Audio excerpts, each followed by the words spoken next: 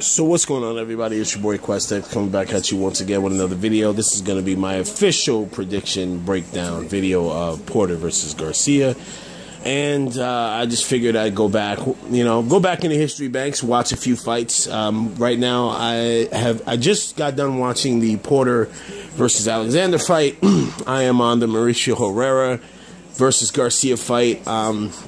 Unlike other fights, I am going to go back and watch just stylistically what each fighter can do differently, when they come up against a pressure fighter or a counter puncher.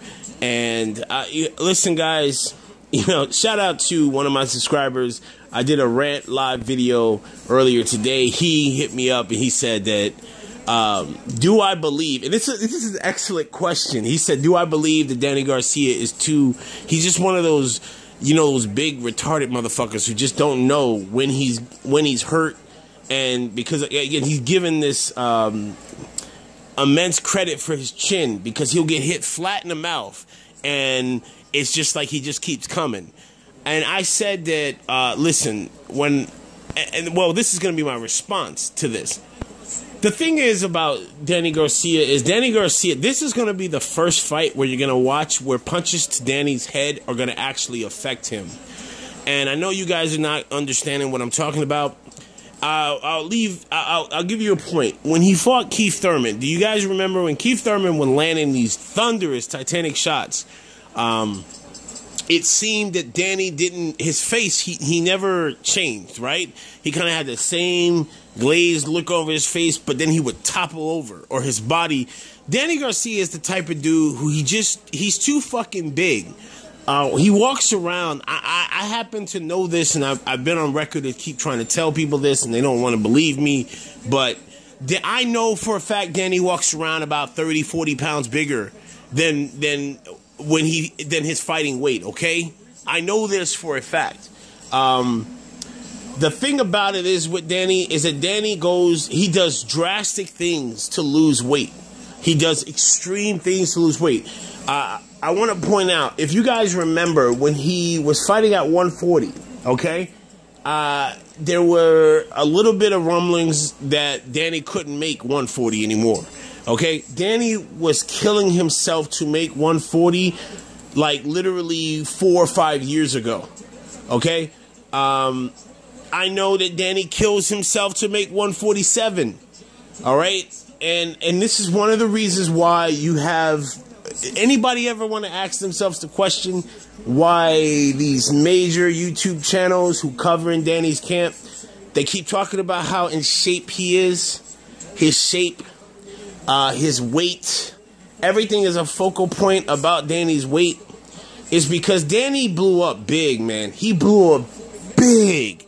When I tell you he blew up big in the past, I want to say year and a half, I'm keeping it all the way gully. Even for the Bam Bam Rios fight, the boy was big, all right? And the reason why he didn't want to fight Porter is because Porter was already in shape.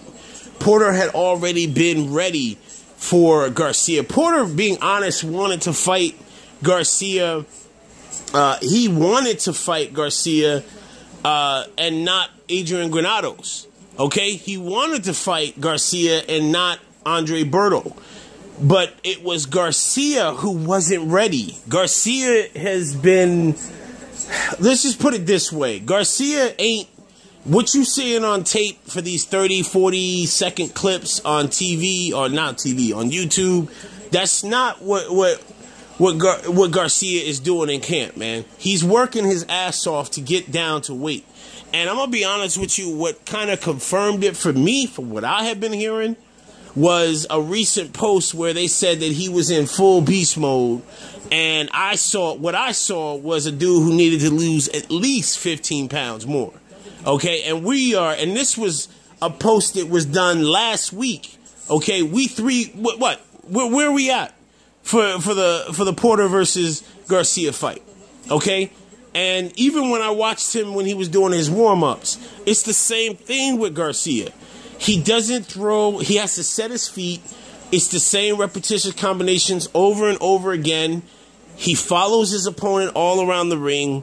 I'm not seeing it. I'm not seeing it. Listen, at the end of the day, all I'm going to sit here and say is that breaking it down technically, the thing about what a guy like Danny Garcia has to do, he has to make Porter doubt himself.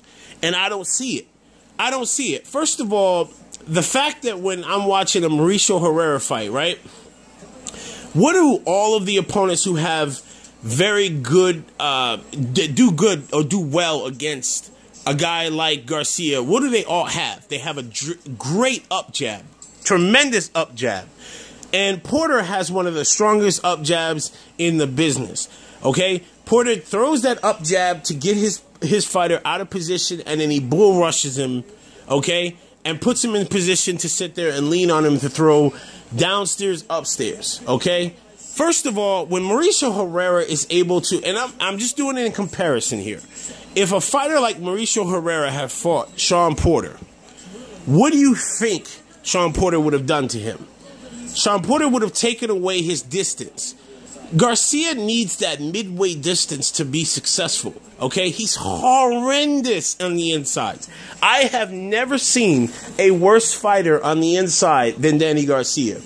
And what's crazy is that none of the casters or the replay guys or anybody on YouTube, I think, have ever pointed out how bad Garcia is on the inside. I've never seen a fighter who is as big as Garcia. When he fights on the inside, he accepts the clinch and he will accept whatever his opponent gives him so that he can get, and he will back up, literally walk back so that he can to give himself distance to throw punches. I've never seen a fighter as strong, right? Supposedly, Danny Garcia is this strong big boy, right? He will have a guy right in his chest and he will miss combinations up close. You want to know why? Because Danny Garcia is so fucking slow that his opponents are able to stand in the pocket with him and not get hit. Okay? Be honest. Be honest. That's all I'm asking people to do when they're assessing Danny Garcia versus Porter. Just be fucking honest. This dude, he has zero defense for a jab. None. Absolutely none. When he's walking back and trying to throw punches, when he's taking a step back, he literally opens up every fucking time. Okay? Here's the problem. Porter is not going to give him time. Porter is not going to give him air. He's not going to let him breathe. He's not going to be able to get those shots off. Okay? This dude literally freezes every time you throw a shot at him. I have never seen it before in my goddamn life. And this is where it comes down to why I said in my live stream, and again, you guys know I'm a big fan of Manny Stewart, man. But I think that Manny Stewart, what he said about Garcia, has given a lot of guys, they've taken it and they ran with it. They go with this whole thing where they say, oh, well, Danny doesn't do everything amazing. You know, he does everything down the middle, okay? Yes, Manny was right that Danny Garcia does everything down the middle. But the problem is that this is why when he fights the upper echelon guys, he's about a couple steps behind them, okay? This is why when he fights guys who think in the ring, he looks like he doesn't know what the fuck he's doing, okay? This is why he was fighting. Listen, it's so hard to try to tell somebody who is adamant about banging their head against the wall, okay, that it might not be good for his health. And that's what a lot of you Danny Garcia fans are at. I'm trying to tell you that Danny is too mummified. He's mummified. A fighter, it got to the point, man, in the fifth round of the Herrera fight, where Herrera knew or literally got to the point where he knew exactly where Danny Garcia's hands would be every time. He would stand in front of him, drop his hands. He could stand in the pocket. He could just dip his head because Danny Garcia is so repetitious, it's not even funny. All right? And for me, I look at it like Porter is one of those guys who forces you to do two things, man. And I'm going to continue to say it. He either forces you to rise to the occasion or you fold, okay? And to answer that subscriber who said that, who sent me that question, do I think he's too fucking stupid? I honestly believe that Danny doesn't know what he's doing. When he gets hit in the mouth, if you ever watch him under the heat of battle, Danny literally will sit there and he just accepts that he's losing. I go back, a classic example. Go to the Lamont Peterson fight. When Lamont Peterson picked up the activity and started pushing Danny Garcia back, Danny does this thing where he smiles at his opponent and he's looking off to the side and acting as if oh, well, you know, hey, I'm just doing okay. And when Lamont Peterson started pushing the fight, okay, and started hitting him with combinations and backing him to the ropes, okay, because I'm going to be honest with you, Danny is there for a counter, a pull counter. He is, let me tell you what's going to end up happening against Porter. He's going to end up sitting up there trying to wing a shot over the top, and Porter's going to sit there and get low enough to where he's under it enough, and he's going to be hitting Garcia so hard that Garcia is going to end up getting gun shy. This fight, by the 6th, 7th round, you're going to watch Garcia sitting up there just accepting going back to the ropes. I don't see Garcia. Does anybody see Garcia being able to keep this fight in the middle, the center of the ring? I mean, I'll be honest.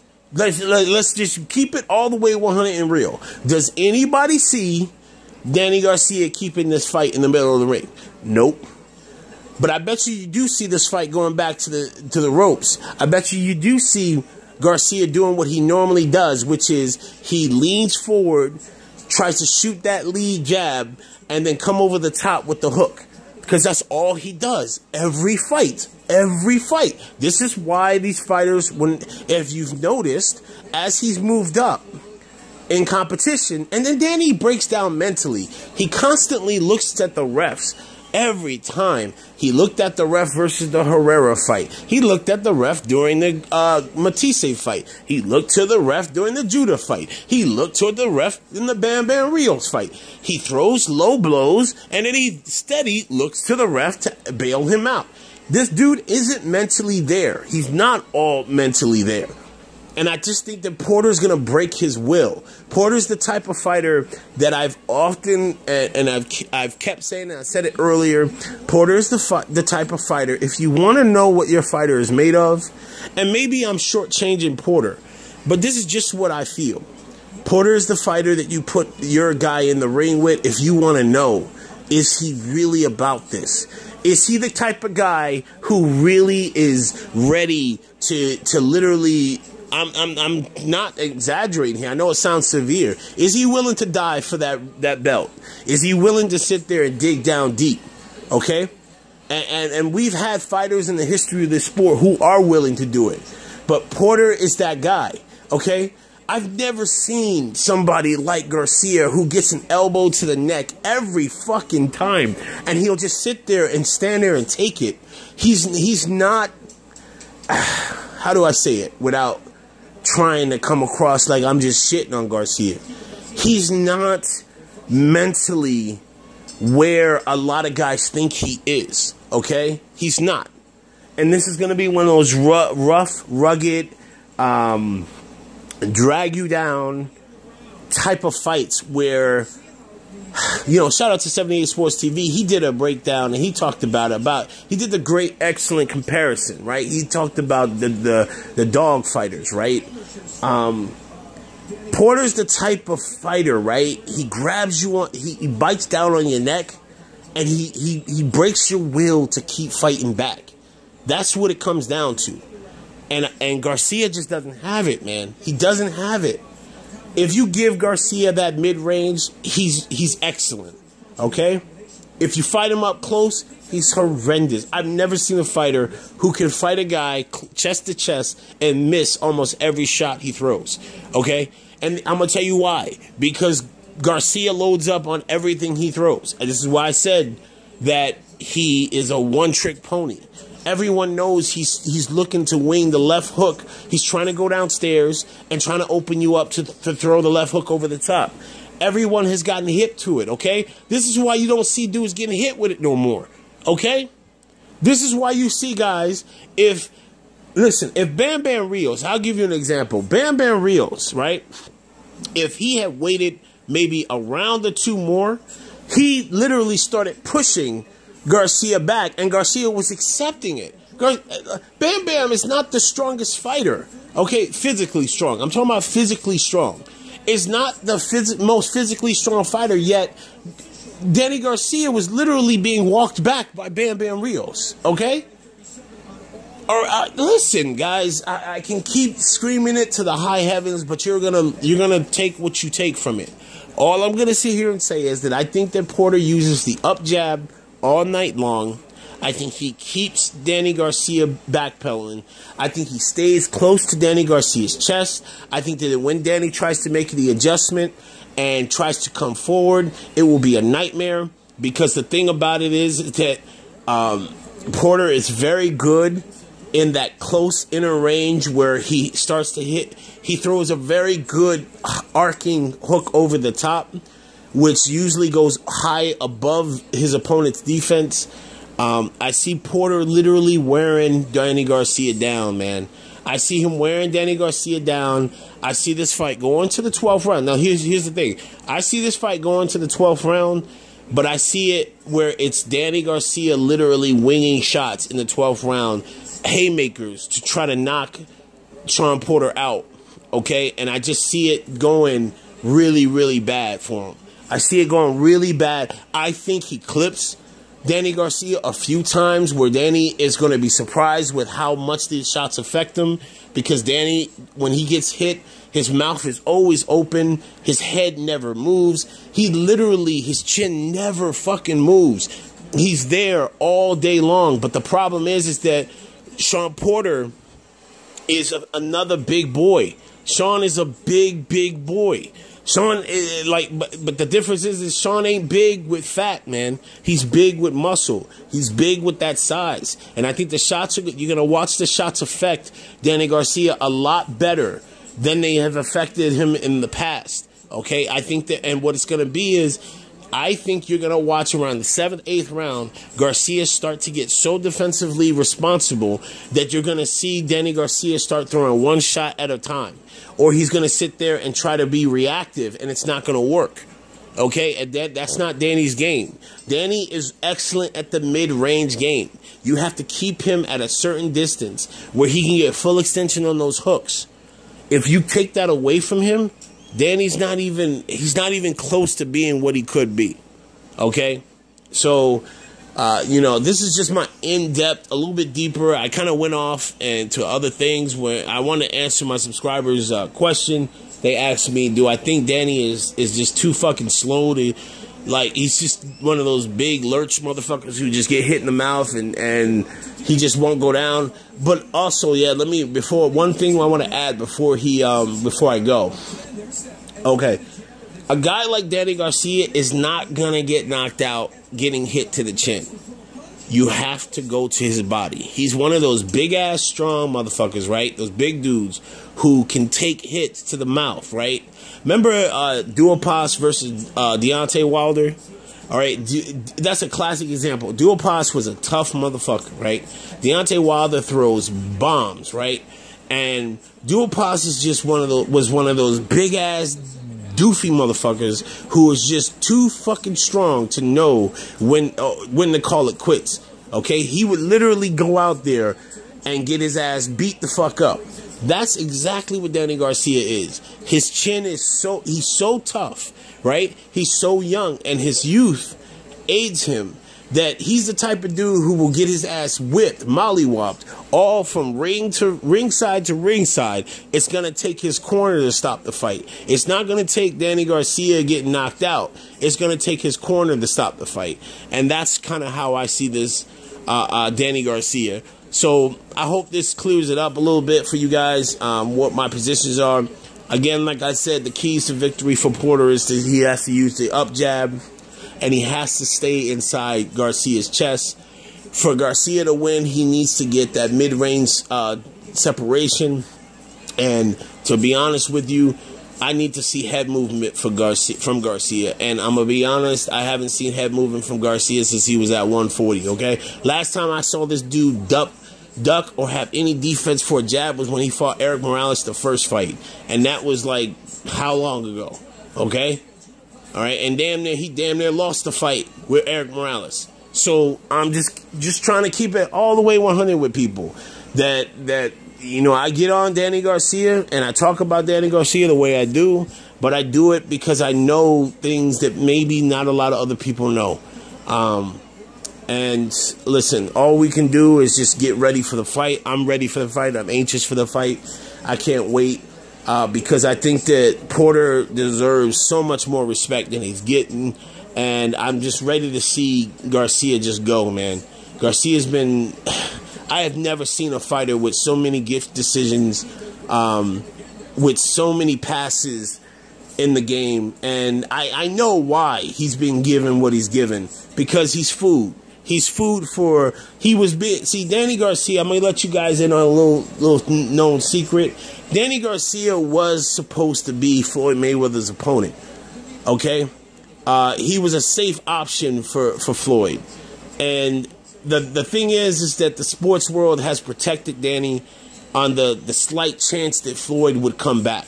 And I don't know why nobody wants to talk about it. I don't know why anybody wants to just be completely 100 and real with it. Danny was given what Danny was given because Danny was being looked at as a potential opponent for Floyd Mayweather. Let's just keep it all the way real. It's your boy QuestX. I'm out. Peace.